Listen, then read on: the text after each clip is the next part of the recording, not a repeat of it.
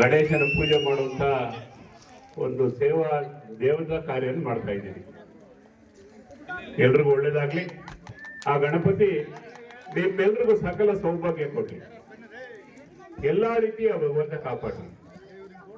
ನಮ್ಮೂರು ಇಡೀ ಪ್ರಪಂಚದಲ್ಲೇ ವಿಶ್ವವಿಖ್ಯಾತಿ. ಇಲ್ಲಿಂದ ಭಗವಂತನ ಮೂರ್ತಿಗಳನ್ನ ಮಾಡಿ ದೇಶ ವಿದೇಶಗಳಿಗೂ ಕೂಡ ಕಳಿಸಿರುವಂತ ಒಂದು ದೊಡ್ಡ ಇತಿಹಾಸನೇ ಇದೆ ನಮ್ಮೂರಿಗೆ. ಇಂಥ ಊರಲ್ಲಿ ನಾವು ಜನ್ಮ ಪಡೆದಿರುವಂಥದ್ದು ನಮ್ಮೆಲ್ಲರ ಭಾಗ್ಯ ಸೌಭಾಗ್ಯ ಅಂತ ಮತ್ತೆ ಹೇಳಲಿಕ್ಕೆ ಬಯಸ್ತೀನಿ. ಒಂದು ಮಾತು ಹೇಳಲಿಕ್ಕೆ ಬಯಸ್ತೀನಿ, ನಾವು ದೇವತಾ ಮೂರ್ತಿಗಳನ್ನ ಈ ಊರಲ್ಲಿ ಹೆಚ್ಚಾಗಿ ಮಾಡ್ತೀವಿ, ಆದ್ರೆ ದೇವರ ಪೂಜೆಗಳು ಮಾತ್ರ ಕಮ್ಮಿ ಆಗ್ತಾ ಇದೆ. ಬಹಳ ನೋವಾಗುತ್ತೆ. ರಾಮನ ದೇವಸ್ಥಾನ ಕಟ್ಟಬೇಕು ಅಂತ ಬಹಳ ಆಸೆಯಿಂದ ನಾನು ಇಲ್ಲಿ ಸ್ಟೆಪ್ ತಗೊಂಡೆ.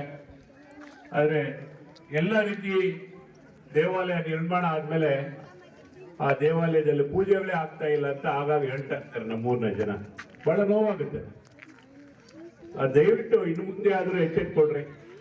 ಆ ದೇವರ ಸೇವೆ ಎಂತ ಅಪಾರವಾದಂತ ನಾವೆಲ್ಲ ತಿಳ್ಕೊಂಡಿದೀವಿ, ಆದ್ರೆ ಯಾಕೋ ನಾವು ಆ ಕರ್ತವ್ಯ ಮಾಡ್ತಾ ಇಲ್ಲ. ನೋಡ್ತಾ ಇದ್ದೀರಲ್ಲ, ನಮ್ಮೂರಲ್ಲಿ ಮಸೀದಿ ಇದೆ. ಬೆಳಗ್ಗೆ ಸಾಯಂಕಾಲ ರಾತ್ರಿ 5 ಸಾರಿ ನಮ್ಮದು ಹೋಗ್ತಾರೆ. ನಾವು ತಿಂಗಳಿಗೊಂದ್ಸಾರಿ ದೇವಸ್ಥಾನಕ್ಕೆ ಹೋಗಲ್ಲ.